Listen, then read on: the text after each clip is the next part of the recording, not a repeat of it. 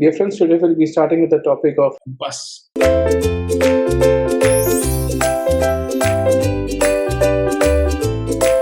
Now, what do you understand by a bus? Is a device that is used to connect two or more devices together. Now, you would be aware of the different terms like LAN, local area network, wide area network, metropolitan area network that are being used. So, when you are forming a LAN, can a LAN work without the different devices getting interconnected with each other? It is not possible. Bus plays a important role. It helps the devices to communicate with each other. Bus also plays a very important role in deciding the different topologies.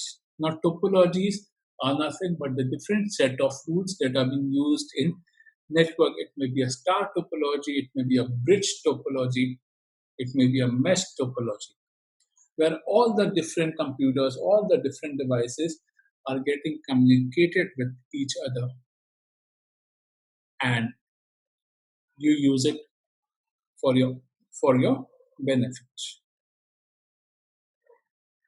Now, the key characteristics of a bus is that of shared transmission. Now, let us consider a very simple example.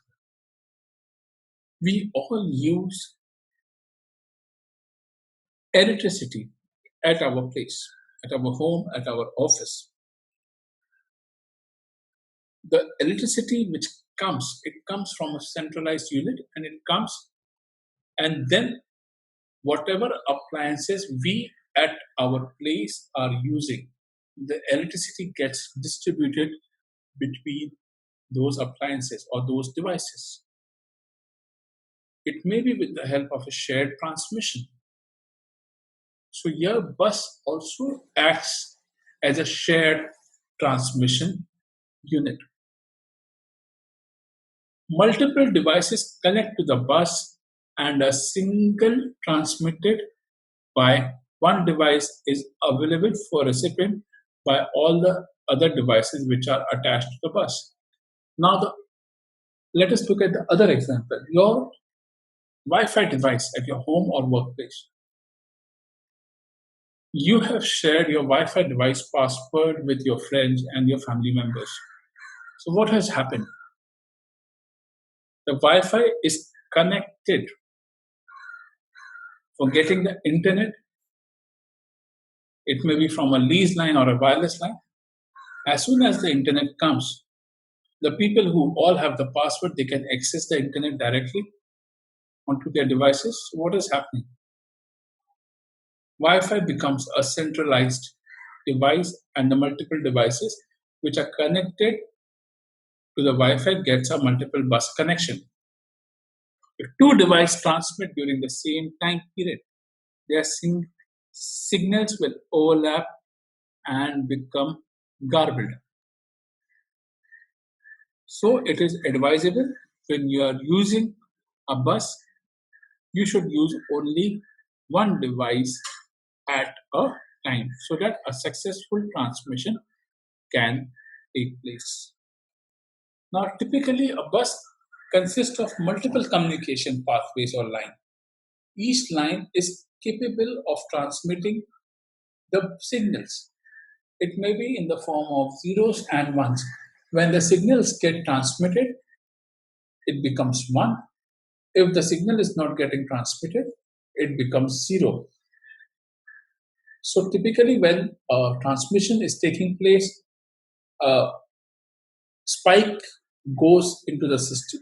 When the transmission is not taking place, the spike is dissolved into the system. Now, several lines of a bus can be used to transmit binary digits simultaneously. That is also a part of the parallel processing. Now, let us consider the example of synchronization. Now, suppose if A person A is writing you a mail on your Gmail ID or Yahoo ID. The mail gets reflected into your inbox in Gmail. At the same time, you can access the mail from your mobile devices also if you have a smartphone. And at the same time, you are able to access the same mail from your laptop also, which is a part of your parallel processing. Now let us consider the second example. A 8-bit unit of data can be transmitted over 8 bus lines. Computer system contains a number of different buses that provides pathway between the components at various level of computer system hierarchy. Now, for understanding this, you should have an understanding of the different levels like application, presentation, session, transport. What are the different layers of computing?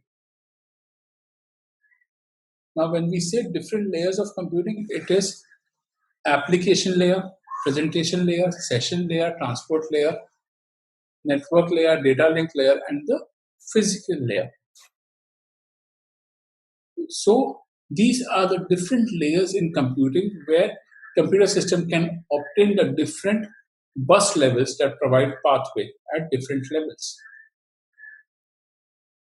Now the bus is also been divided into three categories. One is called as the data bus, the second is called as the address bus, the third one is called as the control bus. Now a bus that connects major computer components, that is the processor, memory, input output, is called as a system bus. Now when this system bus is being expanded, it is being divided into three categories: data, address, and control. And one more thing, all of these buses are being interconnected with each other, and there will be a power distribution line at the same time. Now let us understand what do you mean by a data bus. A collection of wires through which the data is being transmitted from one part of a computer to another. Now understand, a collection of wires from where you have transmitted the data from one part to another, that is called as a system bus, in which you have data bus where you're transmitting the data. For example, if you are sending a PDF file from person A to person B, so what are you doing? In this case, you're transmitting a file which is in the form of PDF. That is considered to be a part of your data bus because it is transmitting your data. If you're writing a mail without any attachment, in such cases also you're transmitting some sort of data. That comes under your data bus. Data bus can be thought as a highway on which data travels within the computer. It can be considered as a map or a road where the data is getting transferred into the computer. This bus connects to all the computer components to the CPU, and then it connects to the main memory also. Because you are transmitting the data, so you require your access from the central processing unit, and at the same time, you also require the access to the main memory. The data bus may be consisting of, it may be of 32-bit, 64-bit, 128, and so on. After 128, it is 256, 512, 1024, 2056, and it goes on increasing. And you can have n number of data buses on different separate lines.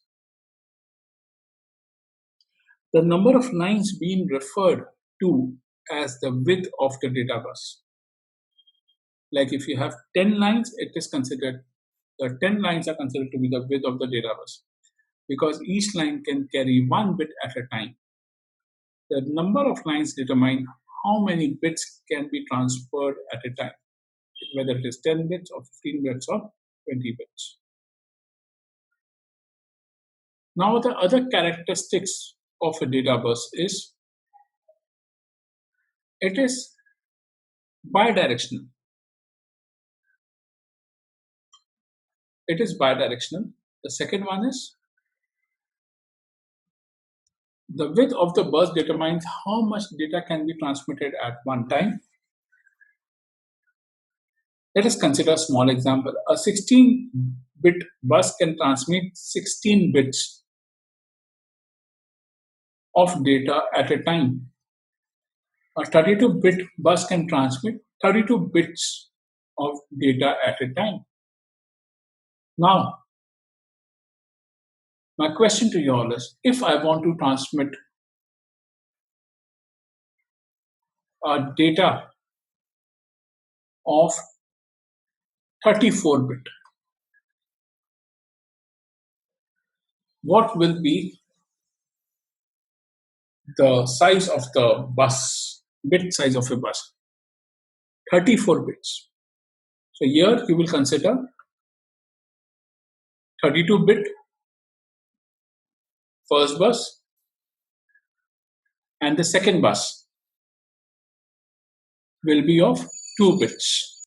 The size of a bus is a critical matter in determining parameter. The size of a bus is also dependent. It has a wider access to the data bus and they are very, very expensive. That also plays a very, very important role. The wider the data bus, the better, but they are also considered to be expensive.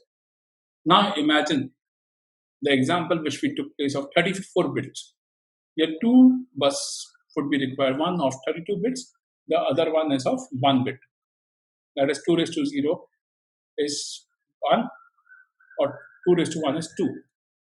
So you consider 32 bit plus 2 raised to 1, that is 2, and you prepare a bus of 34 bit.